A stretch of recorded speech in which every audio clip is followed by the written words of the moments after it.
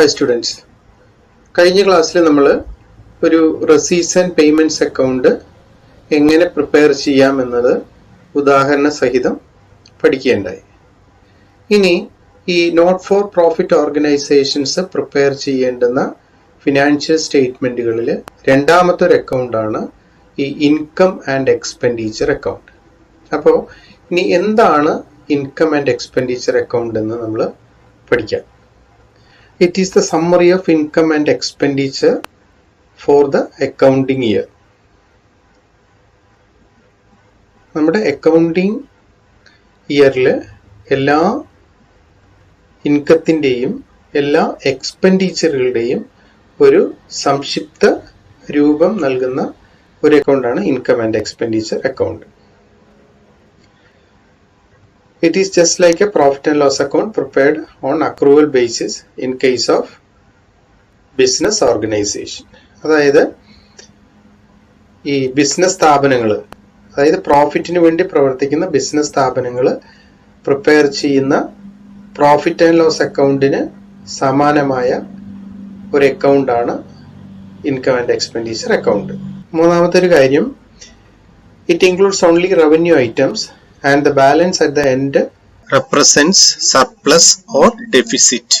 ഈ income and expenditure അക്കൗണ്ടിൽ revenue items മാത്രമേ എടുക്കുകയുള്ളൂ. ഈ അതിൻ്റെ അവസാനം ലഭിക്കുന്ന ബാലൻസ് എന്ന് പറയുന്നത് ഒന്നുകിൽ സർപ്ലസ് എന്ന് പറയുന്നത് excess of income over expenditure, income കൂടുതലും എക്സ്പെൻഡിച്ചർ കുറവുമുള്ള ഒരവസ്ഥ. ഡെഫിസിറ്റ് എന്ന് പറയുന്നത് അതിൻ്റെ തിരിച്ച് എന്ന് വെച്ച് കഴിഞ്ഞാൽ എക്സ്പെൻഡിച്ചർ കൂടുതലും ഇൻകം കുറവും. വേറൊരു കാര്യം മനസ്സിലാക്കേണ്ടത്, നമ്മുടെ കറണ്ട് ഇയറിലേക്ക് മാത്രം ബാധകമാകുന്ന റവന്യൂ ഐറ്റംസ് ആണ് ഇതിൽ ഉൾപ്പെടുന്നത്. അതായത് നമ്മുടെ അക്കൗണ്ടിങ് ഇയറിൽ മാത്രം ബാധിക്കുന്ന റവന്യൂ റെസീറ്റ്സും നമ്മുടെ അക്കൗണ്ടിങ് ഇയറിനെ മാത്രം ബാധിക്കുന്ന റവന്യൂ പേയ്മെൻറ്റുകളാണ് ഇതിൽ ഉൾപ്പെടുക. അപ്പോൾ ഈ റവന്യൂ റെസീറ്റ്സ് ഒക്കെ തന്നെ ഇൻകം സൈഡിലും റവന്യൂ പേയ്മെൻറ്റുകളൊക്കെ തന്നെ എക്സ്പെൻഡിച്ചർ സൈഡിലുമാണ് കാണിക്കുക.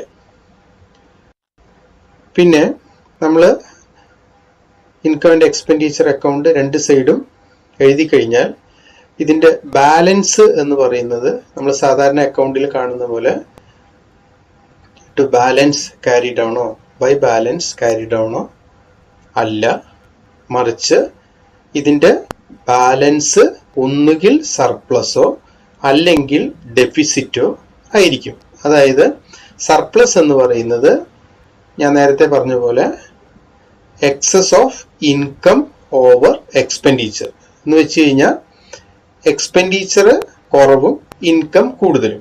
അപ്പോൾ ഇൻകം കൂടുന്ന സമയത്ത് അത് എക്സ്പെൻഡിച്ചർ സൈഡിലേക്ക് നമ്മൾ ടു സർപ്ലസ് എന്ന് പറഞ്ഞ് കാണിക്കും.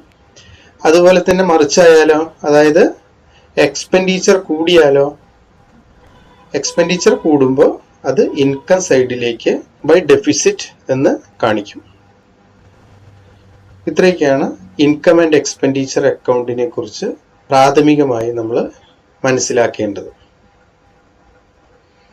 ഇനി നമുക്ക് ഇൻകം ആൻഡ് എക്സ്പെൻഡിച്ചർ അക്കൗണ്ട് എങ്ങനെ പ്രിപ്പയർ ചെയ്യാം എന്നതിൻ്റെ സ്റ്റെപ്പ് ബൈ സ്റ്റെപ്പ് പ്രൊസീജിയർ പഠിക്കാം.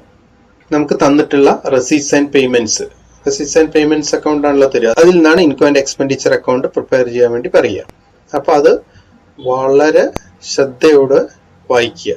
രണ്ടാമത്തെ ഒരു കാര്യം, റെസീറ്റ്സ് ആൻഡ് പേയ്മെന്റ്സ് അക്കൗണ്ടിന്റെ ഓപ്പണിംഗ് ബാലൻസും ക്ലോസിംഗ് ബാലൻസും നമ്മൾ ഒഴിവാക്കുക. മൂന്നാമതൊരു കാര്യം, ക്യാപിറ്റൽ റെസീറ്റുകളും അതുപോലെ തന്നെ ക്യാപിറ്റൽ പേയ്മെന്റുകളും ഒഴിവാക്കണം. അടുത്തായിട്ട് ശ്രദ്ധിക്കേണ്ടത്, ഈ റെസീറ്റ്സ് ആൻഡ് പേയ്മെന്റ്സ് അക്കൗണ്ടിൽ നിന്ന് നമ്മൾ റവന്യൂ ഐറ്റംസ് കണ്ടുപിടിക്കുക, അല്ലെങ്കിൽ റവന്യൂ റെസീറ്റ്സ് കണ്ടുപിടിക്കുക, എന്നിട്ടത് ഇൻകം സൈഡിൽ എഴുതുക. അങ്ങനെ റവന്യൂ റെസീറ്റ് കണ്ടുപിടിക്കുമ്പോൾ ആ ഐറ്റത്തിന് പലപ്പോഴും അഡ്ജസ്റ്റ്മെൻറ്റുകൾ വേണ്ടിവരും. അതായത് ഈ ടോട്ടൽ എമൗണ്ടിൽ നിന്ന് കിട്ടിയിട്ടുള്ള അല്ലെങ്കിൽ നമുക്ക് ഈ വർഷം ലഭിച്ചിട്ടുള്ള ടോട്ടൽ റവന്യൂ റെസീറ്റിൽ നിന്ന് നമുക്ക് ചിലപ്പോൾ ഈ വർഷത്തേക്കല്ലാത്ത എമൗണ്ടുകളെ ഒഴിവാക്കേണ്ടി വരും. അതായത് കഴിഞ്ഞ വർഷത്തേക്കുള്ളതോ അല്ലെങ്കിൽ വരാൻ പോകുന്ന വർഷത്തേക്കുള്ളതോ ഒക്കെയുള്ള എമൗണ്ടുകളെ ഒഴിവാക്കേണ്ടി വരും. അതോടൊപ്പം തന്നെ ഈ വർഷം നമുക്ക് ലഭിക്കാനുണ്ട് പക്ഷെ ലഭിച്ചിട്ടില്ല എങ്കിൽ അതിനെ നമ്മൾ ഈ ഐറ്റത്തോടു കൂടി കൂട്ടേണ്ടി വരും. അപ്പൊ അങ്ങനെ അത്തരത്തിലുള്ള അഡ്ജസ്റ്റ്മെന്റുകൾക്ക് ശേഷം നമ്മളത് റവന്യൂ റെസീറ്റ്സുകളെ ഇൻകം സൈഡിൽ കാണിക്കും. അടുത്തൊരു ഐറ്റം എന്ന് പറയുന്നത് നമ്മൾ റവന്യൂ ഇൻകത്തെ പോലെ തന്നെ റവന്യൂ എക്സ്പെൻഡിച്ചർ നമ്മൾ ഇൻകം ആൻഡ് എക്സ്പെൻഡിച്ചർ സൈഡിൽ കാണിക്കുന്നു. കാണിക്കുമ്പോൾ നമ്മൾ നേരത്തെ പറഞ്ഞ പോലെ ഈ വർഷത്തെ അല്ലാത്ത എല്ലാം നമ്മൾ ഒഴിവാക്കുന്നു. ഈ വർഷത്തേക്ക് ഉള്ളത് മാത്രം കണ്ടുപിടിക്കുന്നു. അതുപോലെ തന്നെ ഈ വർഷത്തേക്ക് കൊടുക്കേണ്ടതുണ്ട്, നമ്മൾ കൊടുത്തിട്ടില്ലെങ്കിൽ അതും അതിൽ ആഡ് ചെയ്യുന്നു. അങ്ങനെ അഡ്ജസ്റ്റ് ചെയ്തതിന് ശേഷം നമ്മൾ എക്സ്പെൻഡിച്ചർ സൈഡിൽ അത്തരത്തിലുള്ള എക്സ്പെൻഡിച്ചറുകളൊക്കെ എഴുതുന്നു. ഇനി വേറൊരു പ്രധാനപ്പെട്ട കാര്യം, ഈ റെസീറ്റ്സ് ആൻഡ് പേയ്മെന്റ്സ് അക്കൗണ്ടിൽ ഇല്ലാത്ത ചില ഐറ്റംസിനെ കുറിച്ച് നമ്മൾ പരിഗണിക്കേണ്ടതുണ്ട്. അതായത് ഈ ഫിക്സഡ് അസറ്റിന് മേലുള്ള ഡിപ്രീസിയേഷൻ, അതുപോലെ തന്നെ പ്രൊവിഷൻ ഫോർ ഡൗട്ട്ഫുൾ ഡെറ്റ്സ്, അതുപോലെ തന്നെ ഫിക്സഡ് അസറ്റ് വിൽക്കുമ്പോൾ പ്രോഫിറ്റോ ലോസോ കിട്ടിയിട്ടുണ്ടോ എന്നുള്ള കാര്യങ്ങളൊക്കെ തന്നെ നമ്മൾ ഈ ഇൻകം ആൻഡ് എക്സ്പെൻഡിച്ചർ അക്കൗണ്ടിൽ പരിഗണിക്കേണ്ടതുണ്ട്.